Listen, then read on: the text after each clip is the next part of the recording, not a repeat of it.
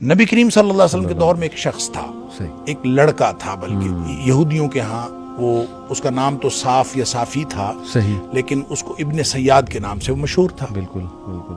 तो अब उसके बारे में सहाबा किराम ने बाकायदा नबी करीम सल्लल्लाहु अलैहि वसल्लम से ये अर्ज़ किया कि उसके अंदर हम कुछ चीज़ें ऐसी देखते हैं जो आम नहीं है, आम लोगों में नहीं होती, लिहाजा हमारे ख्याल में वो दज्जाल है। बिल्कुल ठीक। तो नबी करीम सल्लल्लाहु अलैहि वसल्लम तशरीफ़ ले गए, आपने उसके साथ गुफ्तगू की।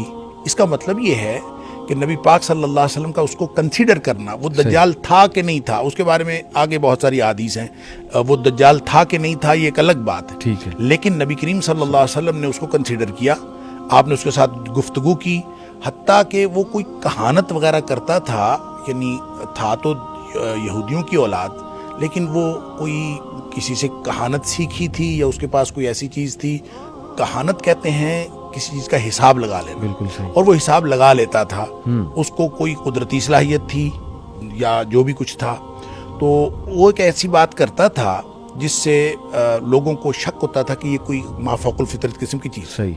इसलिए सहाबा किराम ने नबी पाक सल्लल्लाहु अलैहि वसल्लम से फरमाया। आपने जाके ना इम्तिहान लेने के लिए आपने ये फरमाया भी कि आपने फरमाया कि तुम बताओ कि मैंने दिल में क्या चीज़ सोची है। तो वो आगे से कहने लगा दुख दुख। अच्छा, नबी करीम सल्लल्लाहु अलैहि वसल्लम फरमाते हैं मैंने दुखान यानी धुआं सोचा था, और उस शख्स ने ऐसी ही बात उससे मिलती जुलती गैस कर लिया, यानी उसने एक बहरहाल उसका गैस जो था करीब करीब था। तो आप सल्लल्लाहु अलैहि वसल्लम फरमाया कि इससे आगे तू नहीं जा सकता। गोया हतमी इल्म तो अल्लाह के पास होता है, और ये तुकबंदी कर लेते हैं लोग जो हिसाब किताब लगाते हैं काहिन वगैरह। तो उसने ऐसी बात कर ली। उसके बाद वो शख्स काफ़ी देर जिंदा रहा। वो यानी उम्र फारूक रज़ी अल्लाह तआला के दौर में भी था, और लोग जो हैं उसके बारे में बाज़ लोगों ने तो सहाबा किराम के बयानात आते हैं कि हमने तो कन्फर्म समझा हुआ था कि यही दज्जाल। इस पर फिर अबू सईद खुदरी रज़ी अल्लाह तआला की एक हदीस जो है वो हमें उसके बारे में एक रहनुमाई फराहम करती है। हज़रत अबू सईद खुदरी रज़ी अल्लाह तआला फरमाते हैं कि हम हज के लिए गए तो साथ वो भी था। अच्छा। तो रास्ते में किसी जगह में बैठे तो कहते हैं कि मुझे उससे, अबू सईद खुदरी रज़ी अल्लाह तआला फरमाते, मुझे उससे नफरत थी। मेरा दिल करता था कि ये ना कहीं दूर बैठे। तो उसने कहीं सामान जो है दूसरे दरख्त के नीचे, मैंने कहा धूप है अपने दरख्तों के नीचे बैठ जाए तो ताकि दूर हो जाए। बिल्कुल ठीक। तो वो बैठ तो गया दूर, तो प्यास हमें लगी हुई थी, उसने अपनी बकरी का दूध दोहा और ला के मुझे प्याले में पेश किया। सही। अबू सईद खुदरी रज़ी अल्लाह तआला फरमाते हैं मैं उसके हाथ से दूध पीना नहीं चाहता था। लिहाजा मैंने उसको कहा भी इतनी शदीद गर्मी है और ये दूध भी गर्म है, नहीं मैं नहीं पीता। सही। और आपने ये कह के ना उसका दूध वापस कर दिया। ठीक। तो उसको समझ भी आ गई कि ना ये अवॉइड कर रहे हैं, तो उसने फिर ये बात कही। उसने कहा दो लोग मुझे दज्जाल समझते हैं, हालांकि नबी करीम सल्लल्लाहु अलैहि वसल्लम की हदीस है कि वो काफिर होगा। बिल्कुल। और मैं तो मुसलमान हूँ, मैं हज करने के लिए जा रहा हूँ। सही। फिर नबी करीम सल्लल्लाहु अलैहि वसल्लम ने फरमाया कि वो लावलद होगा, मेरी तो औलाद है, मैं अपनी औलाद छोड़ के आया हूँ, मदीने में मेरा लड़का है, मेरा बेटा। फिर नबी करीम सल्लल्लाहु अलैहि वसल्लम फरमाया मदीना और मक्का में वो दाखिल नहीं हो सकेगा। तो मैं तो मदीना मुनव्वरा में रहता हूँ और मक्का में जा रहा हूँ।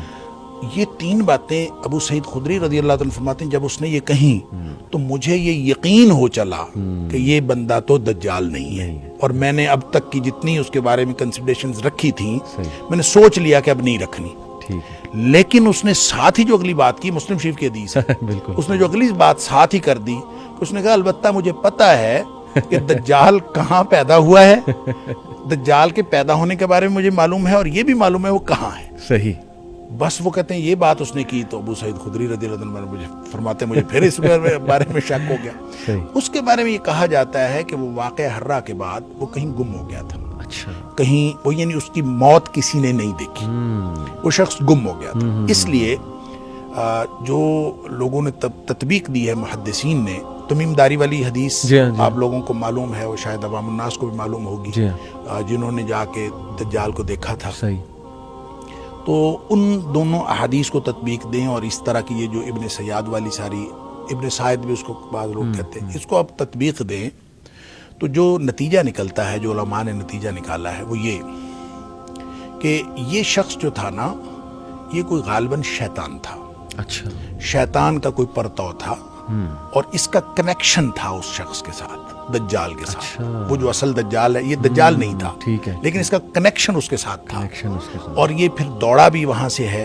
اور بعض نے کہا کہ شیطان نے ایک انسانی روپ دھارا ہوا تھا, صحیح, اور اس لیے لوگوں کو اس کی پیدائش اور اس کی وفات کے بارے میں کچھ علم نہیں ہے. اور بعض لوگوں کا خیال ہے کہ نہیں, چونکہ نبی پاک صلی اللہ علیہ وسلم نے فرمایا کہ دجال ایک تو نہیں ہوگا, بڑے دجال کے آنے سے پہلے بہت سارے دجال آئیں گے, صحیح, دھوکے باز بہت سارے آئیں گے, اور اس میں سے ایک دھوکے باز وہ بھی تھا. ٹھیک ہے, اس طرح کی انٹرپریٹیشن ہے. لیکن ایک بات ان ساری باتوں سے سمجھ آتی ہے کہ وہ ہوگا شخص, ایک فرد ہوگا, اور اس کی باقاعدہ تھنکنگ ہوگی, وہ انسانوں کی طرح بات کرے گا, اور انسانوں کی طرح ہی وہ گفتگو کرے گا, اور انسانوں میں سے ہوگا. بالکل ٹھیک, وگرنہ اگر وہ کوئی مشین ہوتی, جی, یا اگر وہ کوئی معاشرہ ہوتا, یا کوئی مجرد فکر ہوتی, تو نبی کریم صلی اللہ علیہ وسلم اس ابن سیاد کو قطعاً کنسیڈر نہ کرتے. بالکل.